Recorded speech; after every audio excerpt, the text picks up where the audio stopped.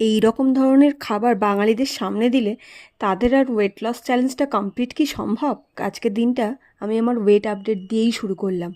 কত কেজিতে আমি স্টার্ট করেছিলাম তোমাদের মনে আছে? 71 কেজিতে। তো সকালে মর্নিং ড্রিঙ্কটা নেওয়ার পরে আমি আমার ব্রেকফাস্ট করে নিলাম। আজকের রেসিপিটা কিন্তু যেরকম হেলদি সেরকম টেস্টিও।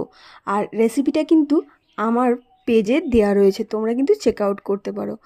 দেন ইভিনিং ড্রিঙ্ক নিয়ে নিলাম। আর আজকে সন্ধ্যার দিকে আমার একটু খিদে পেয়ে গেছিলো, তো আমি একটা সুগার ফ্রি বিস্কিট নিয়েছিলাম। সকাল থেকে তো সব কিছু ঠিকঠাকই মেনটেন চলছিল, কিন্তু বিপদ এখানেই। আজকে আমার দাদা বৌদির অ্যানিভার্সারি। বিপদ কোনো নয়, আমি আগেও বলেছি তোমাদেরকে, এখনও বলছি, স্পেশাল দিনগুলো আনন্দ করতে হবে, উপভোগ করতে হবে, সব কিছু করেই কিন্তু নিজের ওয়েট লস জার্নিটা এনজয় করতে হবে। তো যেহেতু আজকে দাদা বৌদির অ্যানিভার্সারি ছিল, তো টুকটাক তো খাওয়া দাওয়া আজ বাড়িতে ছিলই। তো প্রথমে আমি খেয়েছিলাম একটা চকলেট